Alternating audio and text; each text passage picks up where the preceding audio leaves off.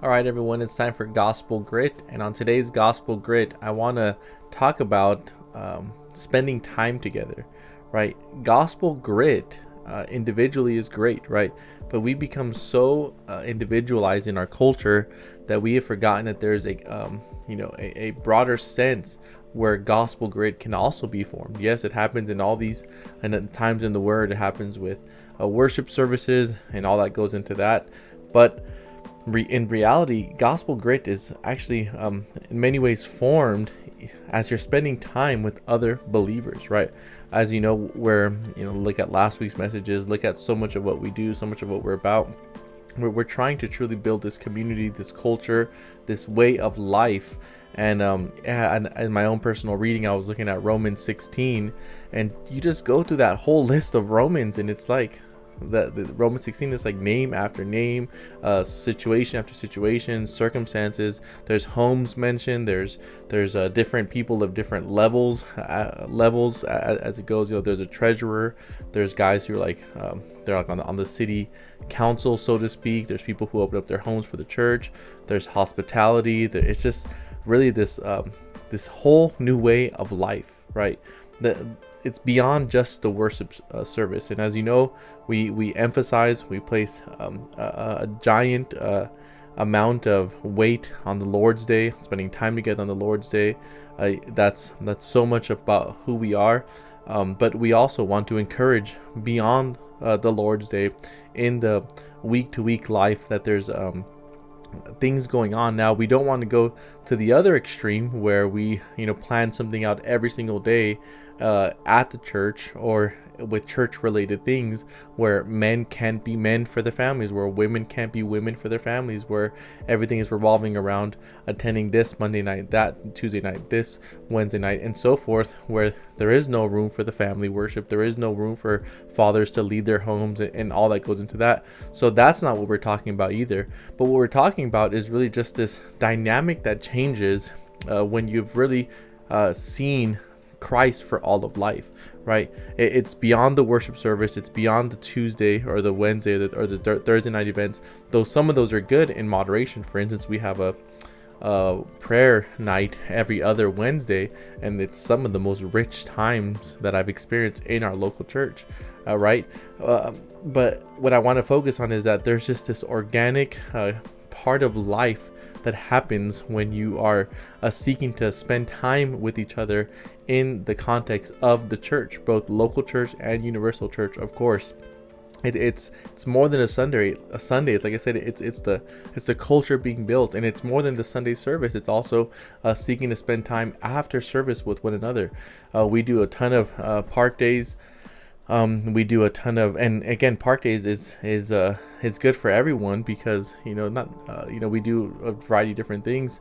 We do a lot of us go out to eat together, or we we'll have parties or Christmas parties together, or people will open up their home and have people over and so forth, right? We try to offer as much things that aren't structured around just one sermon being given and that being really the bulk of what we offer. Yes, again, we emphasize that's really the main meal that's given is the worship service and all that goes into the Lord's Day worship service. But what I'm trying to encourage is that if you look at the New Testament, if you look at Romans 16, if you look at the book of Acts, if you look at what's going on in the New Testament and even throughout church history, there was really this rich day-to-day type of life that was lived in the context of the local church. Now, we all have different schedules. We're all busy. We're all in different seasons of life, but we can't neglect this reality, right? Romans 16 would not have been written if everyone was too busy for each other, if everyone was too worried about their own life, their own schedule, what they had to do, right?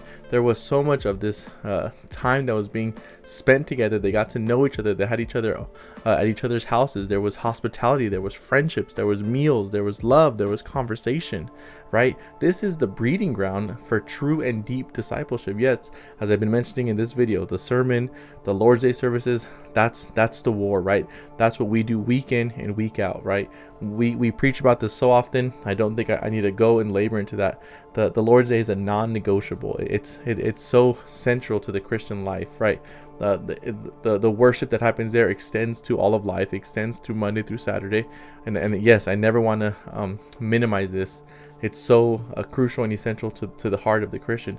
But what happens outside the Lord's Day worship service is kind of like the details of it all, right? The sermon is one direction, but in this reality of, as you're at someone's house, as you're hanging out with someone, as you're at the park, as you're in the backyard, as you're wherever, a coffee shop, whatever, you pick the scenario, that's where you get to talk about, as if the Sunday sermon is the main meal that goes out, and right, but throughout the week is where you could talk about, well, what type of seasoning was that? Or how long did you cook that for? Or what went into the preparation? Or I'm using these metaphors, but it's really that. It's where you get to really chop it up, as it were, and talk about different realities of the Christian life. It's where the back and forth happens. It's where the questions are asked. It's where the laughs happen. It's where the messing around happens. It's where poking each other and having some fun, so to speak, happens. It's in that real deep Christian spending time with one another truly happens. It's where the hospitality is making way for deep discipleship. And again, so I just want to make sure that we're talking about that we have this reality in our life where we're engaging and we're participating in the areas beyond just attending service, right? This is where men learn to be men. This is where boys look at men and know what it is to be man. This is where women learn to be a woman from other women, where younger girls look up and see, what their mom is doing, right? It's in that natural flow of life, right? It's when new couples see, expecting couples see seasoned parents discipline their children and carry on with the day, right? It's where a lot of this visual stuff takes place, where a lot of these little details of life get hammered out, where the questions are asked. So I want to make sure that we always have this reality about us, because this is where real growth happens. But I do want to caution us, because Paul knows the other side of this as well. I've heard of countless stories where Bible studies are formed in churches, and then that little Bible study becomes its own church, and there's division, right? Or where there's cliques that are formed, and then that clique begins to push others aside, type of thing, and no one is good enough for the clique, right? Paul knows that this happens. I mean, look what he says in this list of giving thanks for all these Christians and giving thanks for what's going on in the church at Rome. He says this: I appeal to you, brothers, to watch out for those who cause divisions and create obstacles contrary to the doctrine that you have been taught. Avoid them, for such persons do not serve our Lord Christ, but their own appetites, and by smooth talk and flattery they deceive the hearts of the naive, right? Because in these close settings, this is where hearts are one, this is where consciences are one, this is where people are really won over toward each other, and Paul knows that, so he wants to make sure that this area where it should be the breeding ground for discipleship and growth, Paul knows that, hey, this can also be the breeding ground for gossip, for complaining, for saying, well, if I was in charge, if I was doing this, I would go about things in this way, or just those little things, because you spend time together, you spent meals together, you've encouraged one another, so you begin to open up, you begin to trust other people with your thoughts, and it can become a very sneaky area where some people use these close friendships for their own selfish gain. So we got to guard against that. And how do we guard against that? By keeping Christ and the gospel central, by keeping the culture of the community always in mind. It's by, yes, no one's going to ever stifle conversation. No one's going to ever say, hey, you can only talk about these 7 things when you guys hang out. That's weird. That's tyrants, right? We're not encouraging that, but it's making sure that the time that we spend together, we need to be able to say that was used for the glory of Christ. We ate to the glory of Christ. We talked to the glory of Christ. We drank to the glory of Christ. We played sports to the glory of Christ. We did this, that, or the other to the glory of Christ. You can't say I gossiped to the glory of Christ. You can't say I was grumbling and complaining to the glory of Christ, right? So I want to encourage this while also saying be careful that you don't slip into these areas, because we need to see that the New Testament church, everything changed, right? You were completely by coming to Christ, by looking at Christ as the treasure that you sell everything for, and you going and buying that field to get that treasure. When that happened in the New Testament, right, when that happened throughout church history, your life was forever changed, right?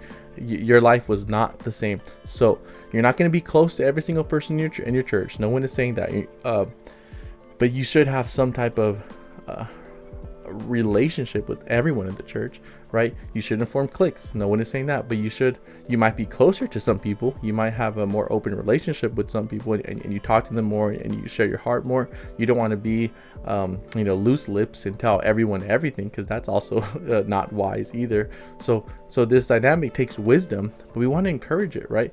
We think that rich, deep discipleship happens on couches in the wee hours of the night, as it's been said. We think that rich growth happens as a mom is washing the dishes and someone else is helping her clean up the kitchen, right? That so much of that just happens in the natural occurrence of life, and we want to really encourage that reality, and we want to encourage all of everyone who attends our church to find ways to encourage that, to foster that, right? If you're able to host people, if you're able to have people over, do that. If you're able to connect with people, do those things, right? Encourage those things, foster that type of culture here. As it's been wisely said, it takes a culture to win a culture, and this is it, right? It's the hospitality, it's the meals, it's the time spent, it's the coffees poured, it's the calories consumed, it's the bonfires that were sat around, it's the s'mores that were given, it's all of this, it's the basketball that was played, it's the jokes that were said, right? All of this needs to be happening on the regular. It just needs to be part of life, right? This is so common. Romans 16 is clear about it. Let's protect against the sin. Let's not drift there. But this needs to be such a common reality, because we're giving our children and ourselves a Christian culture to live in and to enjoy. And it's really a breeding ground for rich gospel, Christ treasuring realities that we can enjoy as a people. So let's honestly seek that. Let's foster that. Let's cultivate that. Let's not complain about, oh, well, I don't have this, or I haven't hung out with anyone. Well, then you ask somebody to hang out with. You have someone over. You be hospitable, right? Don't complain about it. Seek to be a solution to that end. But anyways, this isn't something about corrective. No, this is just me seeing Romans 16, and I we really enjoy so much of that in our local church, and I just think, yeah, if you're not enjoying it, then seek it out, and I guarantee you'll see your Christian life change, because you're going to be around brothers and sisters who love Christ and want to honor Him, and want to help you love Christ and honor Him in all of life. So let's do this. Let's spend time together, church. It's truly a joy to share our lives with one another.